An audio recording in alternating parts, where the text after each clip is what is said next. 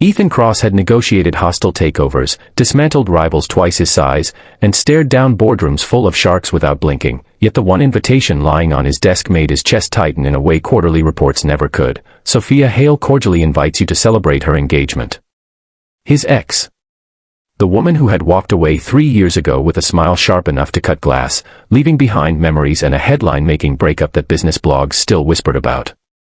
The venue was the Montreux Grand Ballroom, a cathedral of chandeliers and velvet, and the guest list read like a who's who of wealth and influence, exactly the audience Ethan could not afford to disappoint. He had rebuilt himself since Sophia, turned Cross Dynamics into a juggernaut, but rumors had a way of sticking, and the one rumor he hated most was that he had never truly moved on. The idea of showing up alone, of enduring pitying glances and smug congratulations from people who would secretly enjoy his discomfort, made his jaw set. He needed a date. Not just any date. Someone who could stand beside him, someone who would command the room without trying, someone who would make it clear, unmistakably, that he was not the man Sophia had left behind. And that was how, in a moment of reckless clarity, he found himself outside a modest art studio tucked between a cafe and a tailor's shop, rehearsing a proposal that sounded ridiculous even to his own ears. Her name was Mira Lawson, a woman he had met months earlier during a charity auction when she had outbid him on a painting with a quiet smile and then donated it back to the hospital wing he funded. She had spoken little, listened more, and left before he could place her in any of his mental boxes. When he knocked, she opened the door with paint on her fingers and curiosity in her eyes, and as he explained, awkwardly, honestly, why he needed a fake date for one night, she laughed, not cruelly, but with a warmth that disarmed him. She listened to the terms, the boundaries, the absurdity of it all, and when she agreed, it was with conditions of her own, no lies beyond what was necessary, no playing a caricature, and complete freedom to be herself. Ethan agreed, relief and uncertainty tangling in his chest, unaware that herself would soon become the most captivating force in the room. The night of the engagement party arrived dressed in silk and anticipation. The Montreux glowed with candlelight, and when Ethan stepped out of his car, he did so with the practiced confidence of a CEO, until Mira emerged beside him in a deep emerald gown that seemed to hold the light rather than reflect it.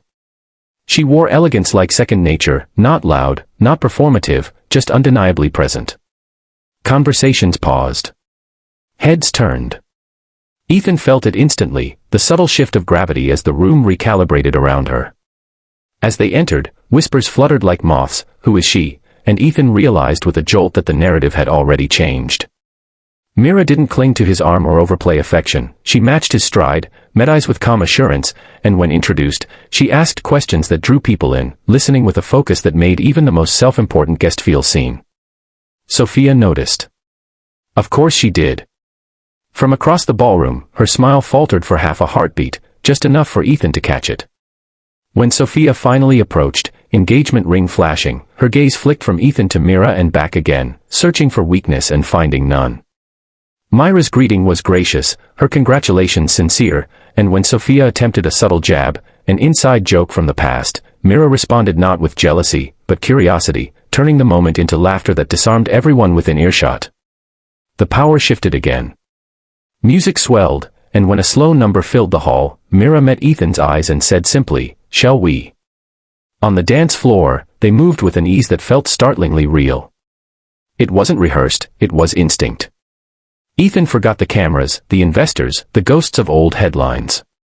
He felt present, grounded, alive. Around them, conversations faded into a hum, replaced by the soft click of phones capturing a moment no one had expected, the CEO, not posturing or proving, but genuinely connected. By the time dessert was served, Mira had become the evening's quiet center, laughing with board members, debating art with collectors, charming Sophia's own circle without a trace of triumph.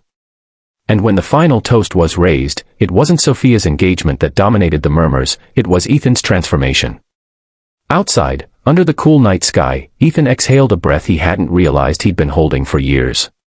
He thanked Mira, meaning it in a way that reached beyond the night.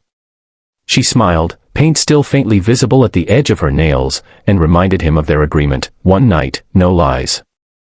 As they parted, Ethan understood something fundamental had shifted. He hadn't needed a fake date to prove he'd moved on. He had needed to remember who he was capable of becoming.